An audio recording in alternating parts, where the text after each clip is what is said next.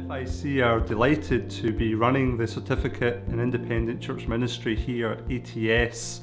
We're very aware that no one church group is going to reach Scotland on its own, and so we need to be working in partnership with others, and the course here with ETS is a great example of gospel partnership for the nation.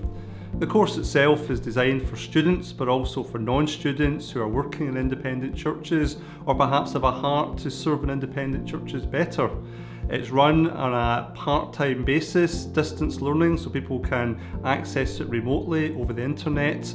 And what we try to do is cover a whole range of topics relevant to working in independent churches. That includes the history of independency, the theological basis of independency, also includes some of the dynamics of independent churches in terms of how they're structured and governed, and we look at some of the practical issues in independent churches today, whether that's baptism, communion or women's ministry in those type of churches.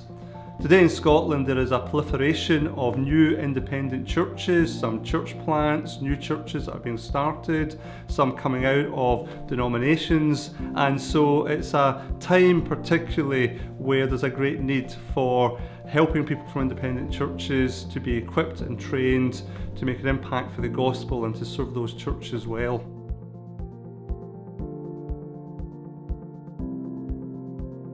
Before coming to ETS and doing the FIC course, I didn't really have much idea of what really an independent church was. I'd had some experience of it in my personal life, but it wasn't really until coming here that I discovered what kind of structures are required for an independent church.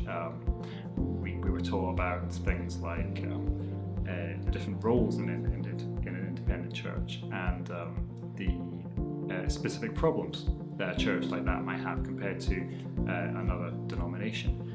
So it's been really interesting just to kind of see a lot about the history of it and really the kind of the strengths and weaknesses. So it's a very practical course, and it's been good for just getting to grips with where I might end up in the future.